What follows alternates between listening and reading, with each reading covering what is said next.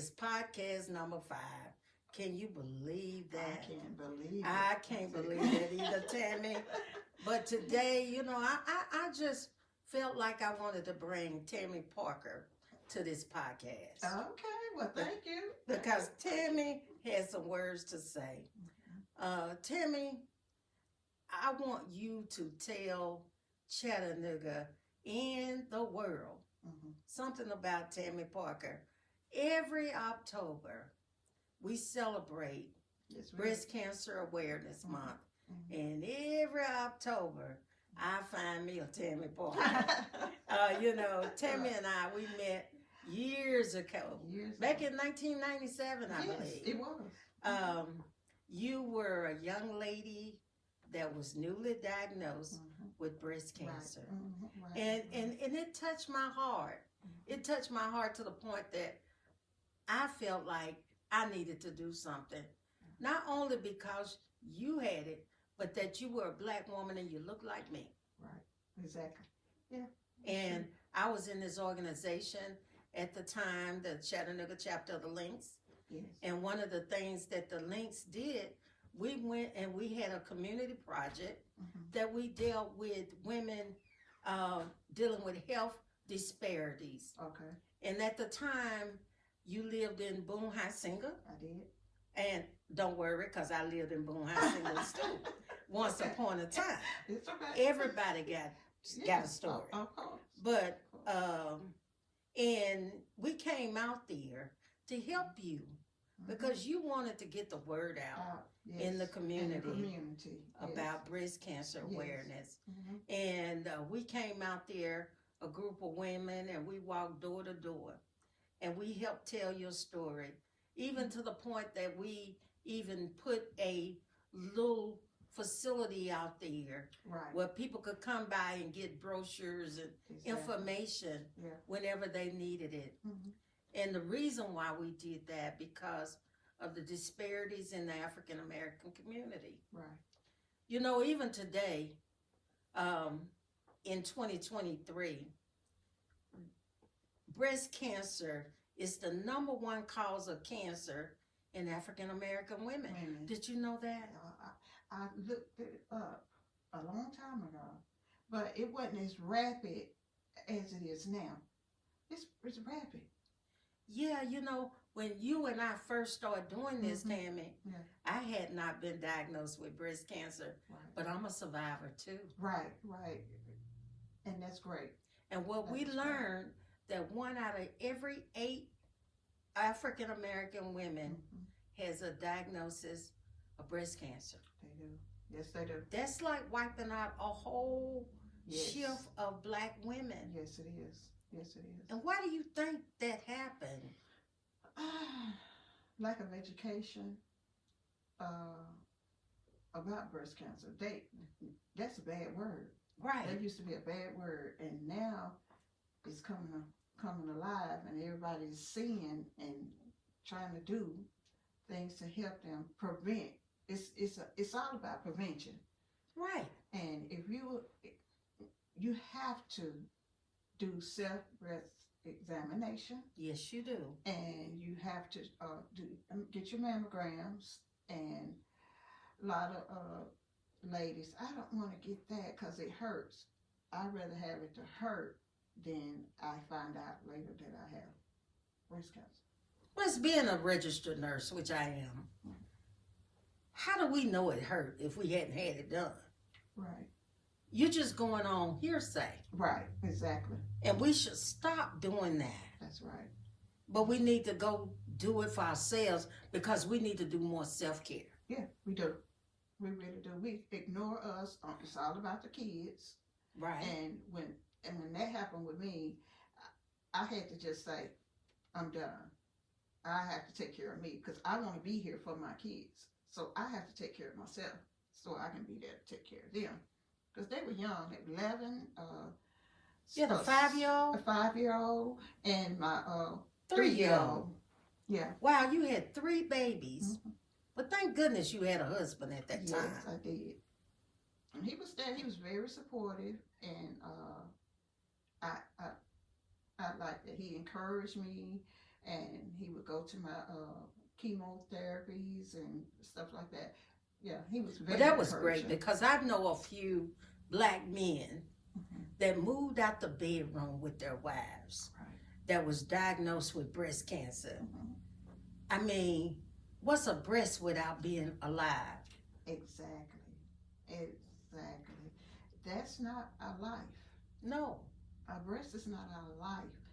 And we have to get that out of our mind if we want to stay and live. Because if you don't, you're not going to live. I think you were telling me the story about a family member that knew something was wrong with her breast. She didn't know what. Right. But I do know this, Tammy. We're our own best doctors. Right.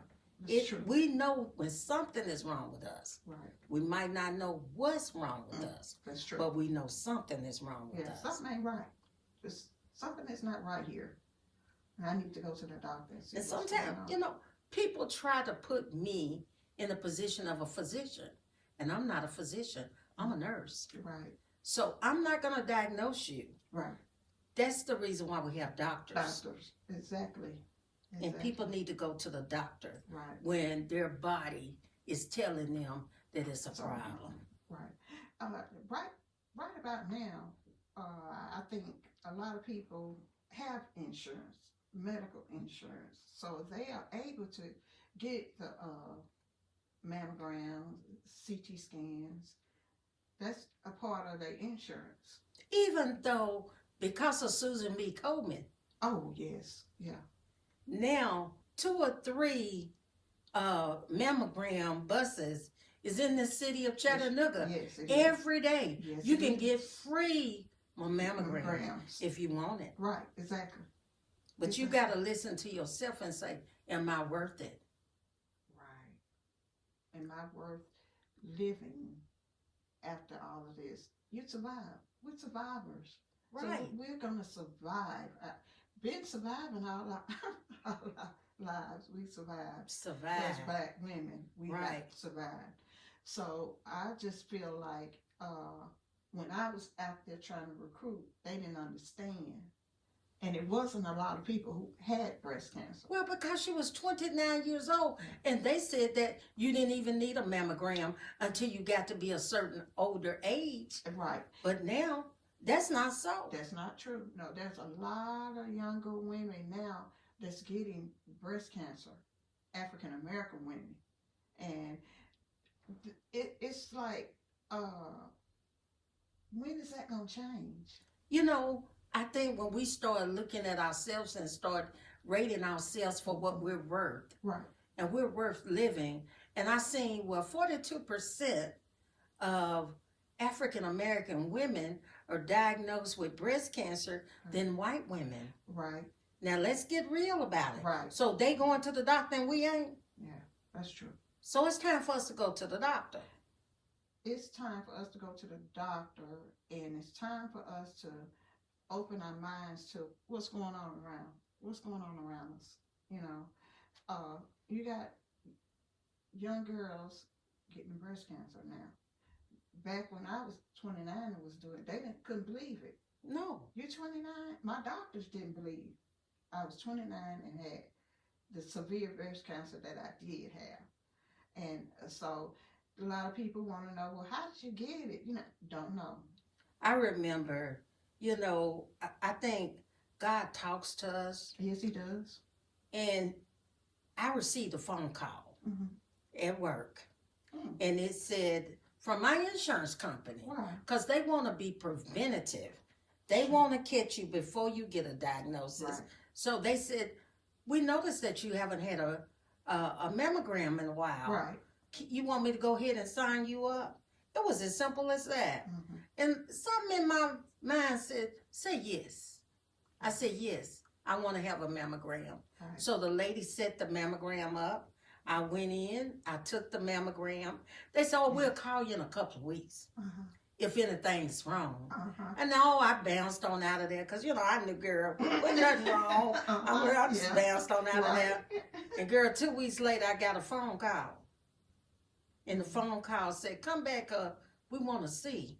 It's something we didn't see that looked a little different. We want to check it out. Exactly. So, but they didn't have me going back to the mammogram bus. Mm-hmm. They had me going to the doctor's office. Okay. And then they did an x-ray. And then they tried to move the nodule. They tried to burst it to see if it would burst. Right. And it wouldn't burst. And it wouldn't move. Right. So the next thing I had was a biopsy. Okay. And they told me don't worry, because they know how we are. Yeah, true. We're going to start worrying then. Yeah, and then they told me, they said, Sharon, Miss Dr. Washburn, beautiful lady. She said, Sharon, she said, it is malignant. You got cancer, but thank God we caught it in stage 1. Now that's the good thing about you getting early. You don't want to go to the doctor and they say, well, you don't have long to go. You're in your last stage. And that's a hard pill to swallow. Yes, it is. God knew I probably couldn't have handled that pill, so he didn't give me that. That's right. That's right. He gave me stage 1. Right. And he gave me, well, okay, we're going to do this biopsy. Okay, we're going to do this surgery. Okay, we're going to do this radiation. Right. And we're going to give you some medicine. Right. And we're going to keep a close eye on you. Yes. You know, yours could be that story. Yes. But some people's story don't go like that. Exactly. It doesn't. And I hate to say that because more of us as Black women are diagnosed with breast cancer, but don't know because they hadn't been to the doctor to see what is going on. Right. And they eventually, pass from not going to the doctor. They said we have a 40% mortality rate. That means we die. Right, exactly. We die from it. We do. You know, I'm not trying to sugarcoat this today because I don't think we should. Right. And we should be ones that go out here and when our Black women, Black men see this, I want our Black men to encourage your wife. Right. Exactly. If they hadn't had a mammogram, to go get a mammogram done today. Right. But, we're going to talk about some preventative things. Okay. One of the things you told me was the breast examination. How often should we do that, Tammy? As often as our menstruation. Yeah. That's what I was told, that's the time when you check your breasts. A lot of boyfriends and husbands, they find it for you. And that's the best thing to do is breast cancer examination for that. And when I was first diagnosed, I was going to Dr. Ingram, and I had my well woman's and everything, and she checked everything, and 2 weeks later, I felt a knot, and she said, well, come on back in here, and I went in there to see her. She said, this was not there when I last examined you. So she told me to get in touch with Dr. Laura Witherspoon. She's retired now, but she's been with me the whole time. And so she did a CT and a mammogram. Now the thing is, if you are older, your breast is more dense. They can look in there and see everything, but when you're young, they can't see it. And that's why they do CT scans will see more than the mammograms when you're younger. Right. So I guess that's why they started saying that we couldn't get our mammograms till we were 40 years old. But we're getting it earlier. And my doctors are saying that, it's becoming a epidemic because I've seen so many people in the chemo room that I could not believe they had breast cancer. When African American, no. When I walk by my breast cancer physicians, I have to go every year to the oncology, and I see a line row of women getting chemo. Right. Some just go through me. Right. Because I've been a chemo nurse. Right. And I've seen and I knew what was going into their bodies. and that those people really wanted to live. They did. It's a thrive to living. Mm-hmm. And, when we talk about breast examinations, some women don't have menstrual cycles anymore, so they need to pick a specific time, mark their calendar. Every time of that month and do your breast examinations. If you feel anything that is, it's not right. What did I say? You are your own best doctor. It is. You go to the doctor. Don't be the doctor. Right. Go to the doctor. Go to the doctor. Right. When you know that something is wrong, go to the doctor. Go to the doctor. Mm-hmm. So we want our women to go to the doctor. Mm-hmm. We want them to do breast examinations. Mm-hmm. And today, I heard it's 4 different things that could cause us to have breast cancer. Things that we use. Girl, who out here dying their hair? Everybody. African Americans. 5 to 8 times. Yes. Using that. Girl, put some dye in my hair. I want my hair to be dyed black. Right. Blonde, whatever color. Yeah. You know that dye is causing breast cancer? It is. Now, this has been how many years? We've been using those products all our life. Right. And now it's something wrong with it. Even those acrylic nails. Now, that's something that I did not know about. Now, I had a friend, Rosario Slack. He told Pastor Rosario Slack. He told us that, I don't know if it was his mom or his aunt, she was getting those acrylic nails, and some kind of way she got an infection, and they had to cut the tip of her finger off. Wow. Because it was infected from those acrylic. And I try to tell my children, my daughters, do not do the acrylic. You don't see it on their fingers. No. But here we go. We got to get it done. And all of us, we wanted our skin care. Everybody want to have pretty skin. Mm-hmm. Yeah. Some of that skin care stuff was not causes you to have breast cancer. Right, exactly. People don't tell us everything. The blowout treatment. We want, stuff to get your hair too silk too right. It's got to be a little something wrong with that. Right. Exactly. But those are 4 things. And I'm not telling you to drop out 4 things at one time. Right. But I think we can gradually decrease one, then decrease another one. Yes. Because it's about living. It is.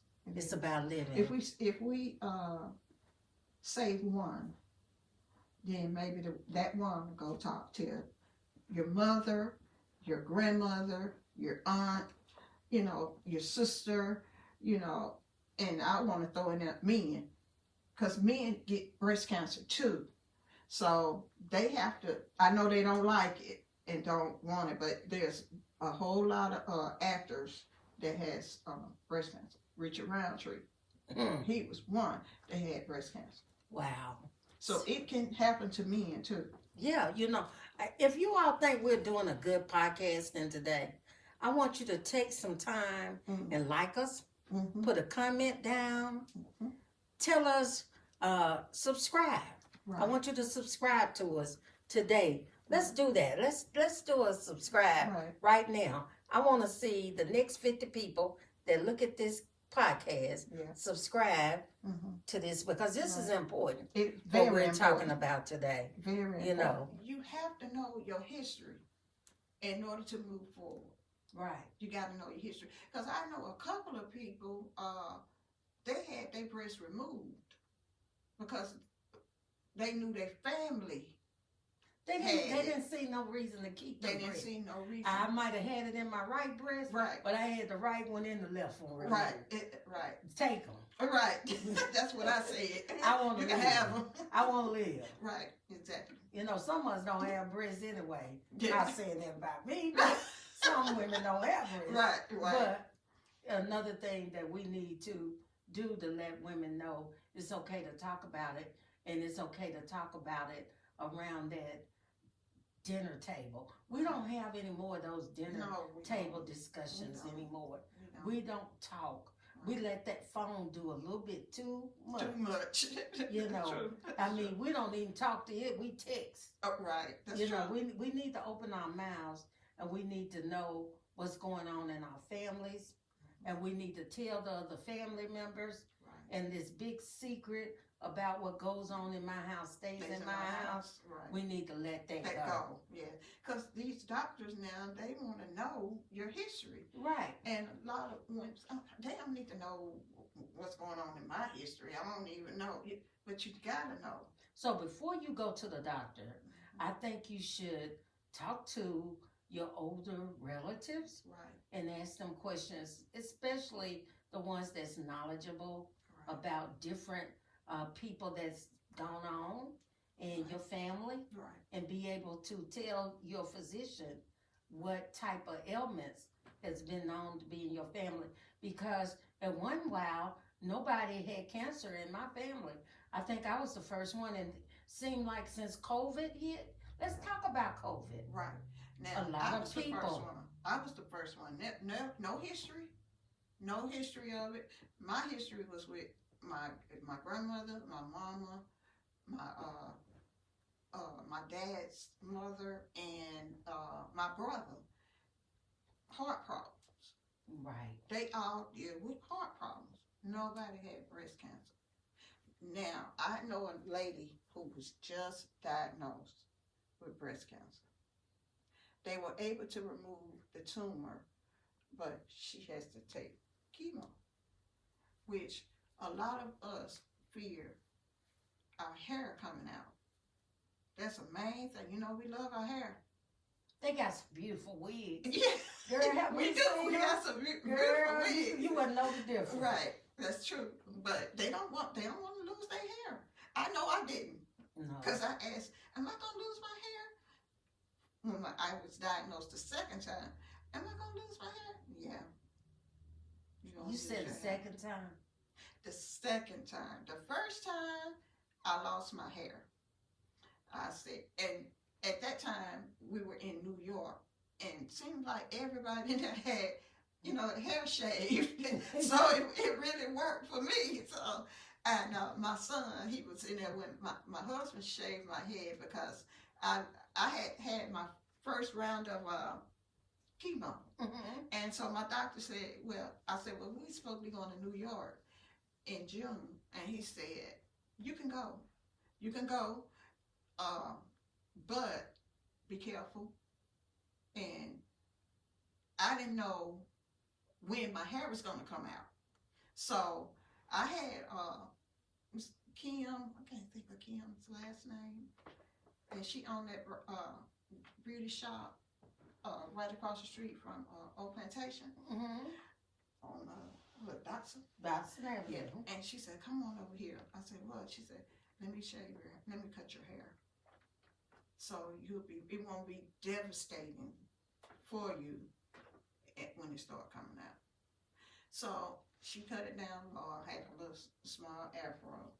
And her mother, Miss Gwen Sims, she was there for me. I worked with her at Erlacher Hospital. And a lot of the older ladies, I was showing them what's going on. Do y'all know what's going on with me? And they were there for me and supported me. And so when I got ready to go and get my mammogram, my mother said, are you ready? The first time I cried was when the doctor, Laura Westman, told me I had breast cancer. And it had spread all over my breast. Wow. So I had to get that removed. And she said, it's best for you to get your other breast removed because it won't come back to the other breast. So I had both removed. Thank God I had a good reconstruction doctor. Yeah, because you can't even tell. Yeah. You look good. Thank you. What's his name? Dr. He retired. Uh-huh. But he did a good job. He did a great job. And so everybody said, well, why is your stomach so small? See, they took out my muscle from my stomach and wrapped it around to form my breast. So I have no muscle there. And the doctor said, you can't sit. I can't sit up. I have no muscle there to help me sit up. I had to get somebody to help me sit up. And, but he did, Whistleworks. His name was Whistleworks. Something like that. Yeah, something like that. Yeah, but he was great. That's he was excellent. great, and I was in surgery 8 hours, and Dr. Weatherspoon, she came in first, and she removed the tissue. She removed my breast, and he came back and did the tram flap. And so, like I said, I had good doctors then. I had very good doctors. They knew what was going on. Thank God, praise God. And so after that, chemo came. I had to do chemo. I said, okay, all right. So I went on and did chemo. And how old were you? I was 29 years old. 29 years 29 old. years old. Going through all this with 3 little babies. Right, exactly. So, and then I had to think about what my husband was gonna do. Yeah. I'm gonna be. But he told me, he said, I didn't marry you for that. I married you for your heart and you. So I was kind of okay with it. And so when we got to New York, I was eating Chinese food. Because that's all it seemed like New York had was just Chinese food. And I was eating a lot of Chinese. I got sick. So his sisters in New York was giving me vinegar. Because I said my head was hurting and everything. That didn't work. I did not know. When I got back, I was like, when we was driving back, I felt like I was having a flu. I had the flu. I was just chills. I had everything. I was taking Tylenol, and it didn't work. And so when I got back to the Chattanooga, I went to my doctor, and he said, "What did you have in New York?" I said, "Chinese food." He said, "That has MSG in there." And that didn't work with my chemo. And he said, that's the reason why you felt like you had the flu and you were sick. Didn't know it.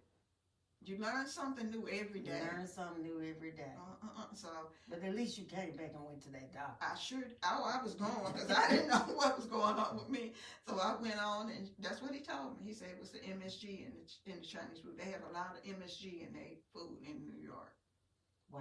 Mm-hmm. Well, if you all think that this is a good show today, I want you to like it, comment on it, and let us know how well we're doing with it.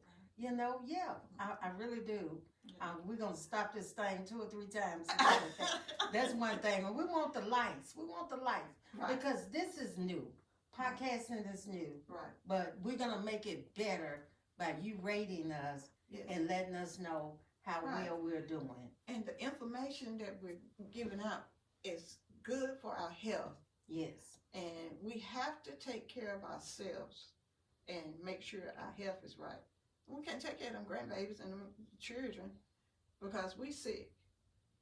And so that's another thing. We need to take care of us. So subscribe today. Mm-hmm. Subscribe today. Mm-hmm. You know, we're going to make this podcast work. Right. Yeah, mm-hmm. We're going to make it work. I think it's a great idea you did this. It's a very great idea because we need to get it out there. We need to get it out there. Mm-hmm. I mean, everybody else can come to the rescue for us. Right. Susan B. Coleman and all the rest, but we can do some stuff ourselves. That's right. And so what we decided to do was to bring it to you through the newest and upcoming thing, podcasting. Right. You can look at it over and over again. You can share with a family or friend. Right. You can let them see us today all over the world. Right. That's true. I don't care where your family live. Mm-hmm. You can educate them. Right. So I'm asking you all to please help Tammy and myself out to do just that because that's our goal. All right. That's our goal. But Tammy, as we close today, I wanted to give you a minute to elaborate on other types of cancers. I mean, this is a walking, I don't know what I want to call it. God wants Tammy to stay here. He wants you here for a reason. Yeah, we do. I mean, all the cancers you've had, but you're still here to talk about it, tell about it, and encourage us to go get checked. And I believe in my heart that that's one thing that God wants me to do. Put it out there. You got to get it out there so people can know what's going on. So I believe he has left me here, all this cancer that I've had breast cancer twice. I've had my hair removed 3 times. And I broke my ankle. I was getting up to get my kids off to school, and I fell and broke my ankle, and it was broke. And I thought it was just sprained. It was broke. And so when I went to my doctor, he said, okay, we got to do surgery, and we got to put the pins and all that stuff in there. I said, okay, that's fine. I said, am I going to be able to get through the airport? He said, yes, you can. He said, I'll give you a paper. We're going to travel, right? Because I'm traveling. So I got a piece of paper from him stating that I can travel, you know. And so because you know when you go through that, right. Yeah, Girl, they gonna see I have to everything. tell them every time. Yeah. I got them knees, you know. I said, hey, I got knees. Right. So I just gone through there. I Right. put my hand over my head, Right. and turn around. I tell them up front, I got my ankles down. I had it broken. I got all these pins and stuff in my ankle. And so he told me that one thing that when he went into my ankle, he said it felt like wet wood. My bones was deteriorating. It felt like wet wood. So I said, okay, all right. But he was able to get the pins and everything in there. But it was from the chemo that I had taken. It made my bones weak. That's the reason why they do the bone scan. That's why they do the bone scan. Yeah, to see how. And far as like that, you have to take vitamin D. Yes. And I take vitamin D, the 500 religiously. Not 500, 5,000 mammogram. I mean, what you call it? Yeah. Of it.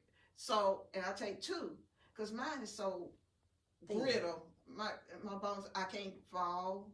If I fall or something like that, I break something. Yeah, from that. I know a lot of women when they're on dialysis.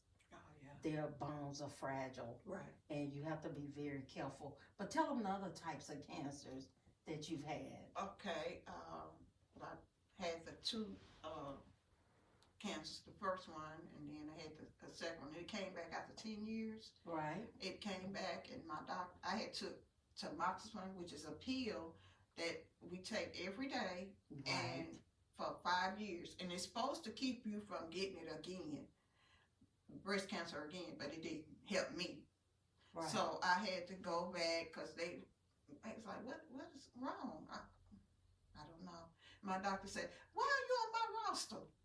You're not supposed to be here. You're supposed to be done with this. So I had to go and take chemo for a year. This time I had to take off from work and do this chemo for a whole year. And so once I got that done, I still had to take my, it wasn't chemo. They didn't give me my radiation. I had two rounds of radiation, 2 rounds of radiation for 10 weeks. You get that for 10 weeks. And every day, that's every day you have to go in and get your radiation done. Don't take much, but you got to go in and get it done. That was the thing that had me so tired because it wears you out. Right. And so I did all of that, and then next thing you know, when I broke my ankle, they went in and said I had no bones. Then they went to my liver and said I had liver cancer. Mm-hmm. I kept complaining about my back. I thought I was having a urinary tract infection. Because I was keep going to the doctor. I was going to the physician's care, and so the doctor there, he said, "You having this too much, so we're gonna send you to the imaging center out in Hickson." So I went out there, and they told me that I had to go and get what was that? MRI, and they went in my liver and they seen it. I had a golf ball tumor on my liver. And so I asked her, well, how did it go? He said it was from the breast cancer. It had metastasized to my liver. And once it got to my liver, within that time, I was still taking chemo. I had to take chemo. I had to get in that bubble because I had, it actually came out on my right breast. Well, I had the first, it came out. So they said, well, we got to see what's going on. Why did that do that? Because you have no breast tissue there. You have stomach tissue there. So we didn't understand why, my doctors didn't understand how that happened. But when they did the biopsy and got all the information, I had liver cancer. And so during that time, the doctors did not know what to do because it started as a quarter and it kept going. The store, it kept getting bigger and bigger. So the doctor said, I don't know what is increasing. I don't know why is that. And so once I talked to my aunt. She lived in Alabama. She was over the Gaston. She was over the nurses department. And she came up, we had Thanksgiving with all the family. She said, go get you some sugar, some raw sugar. Now, I ain't telling everybody else to do that, but that's what I did. Went and got some raw sugar and taped it up. And she said, just continue to take that off and keep it went. And so it went away. And the doctor said, what did you do? I said, my aunt told me to put some sugar. He went back and he said, well, if that worked, it worked. Do it. So, and it just kind of just disappeared. Okay. But they had me in that tube. Right. And it wasn't working. It was still getting bigger. So when she told me that, I did it, and it went away just like that. She said that was the thing they used to use when people had what is that? Dialysis, and they sores. People who had them sores on them, they would do that, and they would clear up. Infantile. That's what we used to have. Yeah. Okay. And so that was a good information. You know, I got a good information. And so after then, I was fine. I was doing good and everything. Didn't fail. They did my x-ray. And when I went in for the x-ray, they said, you got three tumors on your brain. I said, what? Yes, you have 3 tumors on your brain. And we're going to have to get them taken out. I said, okay. So I had to get if everybody knows, the halo, that halo go around the head. I had to get that done. And they shot radiation into those tumors that was in my brain. And so after I got that done, it's been good. God has been good. You are walking testimony. I can say you are a walking testimony. And it was a reason why I wanted you on this podcast today. Podcast number 5. And this one I'm going to remember. Okay. And one I want everybody else to remember. Yeah. And pass on to your family, your friends, your loved ones, your mama, your sister, everybody, your aunties, your cousins, and tell them why they need to go get a mammogram, especially in our African American community, because we are leaving here. Yes, 1 in 8 of us are being diagnosed. I have since I was diagnosed. I have 1, 2, 3, 4. It's about 10 of us that has had breast cancer and didn't survive. They didn't survive. That's why I said I know God got me here for a reason. Right. Because my doctor said, you shouldn't be here. Not with brain cancer. People don't survive brain cancer. Liver cancer, brain cancer, breast cancer. Twice. Chemo 3 times. But you are walking radiation testimony. Twice. Lost my hair 3 times. 3 times. 3 times, yeah. You are walking testimony. And I want to have you to tell the community something that you want all women to know. Not black, not white, but all women. Right.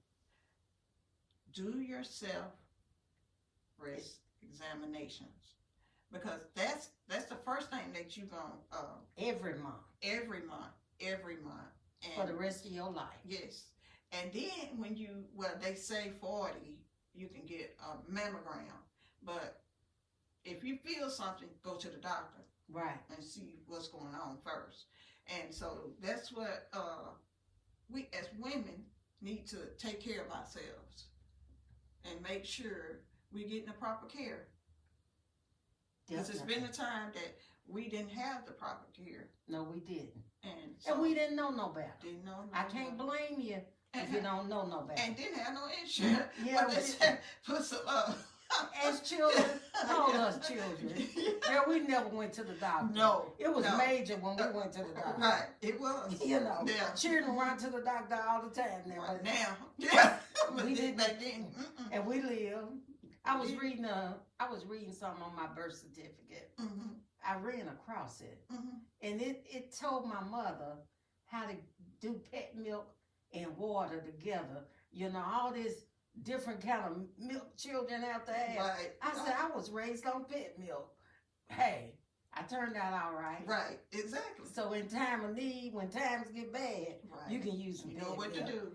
And some water. That's right. You know what to do. And make some milk and keep on going. Right. If you ain't producing it yourself. Right. But this has been an exciting day, and I want us to recognize every October is breast cancer awareness, because I understand that 1 out of every 8 women that look like me and you, Tammy, will get a diagnosis from some physician or some person telling us that we were malignant for cancer, and it's not a good feeling, but we got to have a will to live. That's true. And a will to thrive. And pray. And pray. Oh, don't leave that out. Pray.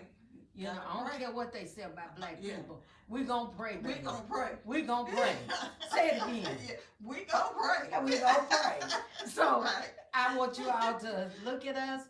We come on every Monday morning at 8 o'clock when you sit down and have your cup of coffee. Go to podcast, Spotify, or either Amazon podcast, and you'll see us. And it's a lot of things that we do that we're not supposed to do. Like coffee. Everybody drinks coffee. It's not good for you. You have to drink decaf coffee. Yeah. That's better. No caffeine. No, that's one of the first things that my doctor said, no caffeine. So I started drinking Sprite. So that was the thing that okay. I didn't get. He said that was okay. Am I going to No, Sprite was okay, but I couldn't drink none of the dark drinks, Coke and Pepsi, and caffeine in it, and definitely not Mellow Yellow. Yeah, definitely not. That's full of caffeine. That is full of caffeine. But yeah, so that was the one thing that I could not drink. And one of the things when I was taking my chemo, I had a metal taste in my mouth. And I said, what is this taste in my mouth? Nothing I could eat, drink. I was doing pickles. I was doing Kool-Aid. And doing everything to try to get that taste out of my mouth. But the doctor said that's part of the chemo. You're going to have metal taste in your mouth. So he said, get you a plastic spoon and fork, and I keep it with you. You take that with you so you can eat with it. And when you at home, take your plastic away. Take your plastic away. That's right. Yeah, we can do plasticware too. Yeah, right. Yeah, I got a friend that do plasticware, and on everything. Right. And it's Chi Brown. If you don't bring us some plasticware, right. She ain't gonna eat. Right. So I mean, I learned that from her. Right. But anyway, I want to thank you again for joining me. Okay. On podcast number 5. Okay. And I'll see you next October, girl. All right. Bye-bye now. Bye. Thank you.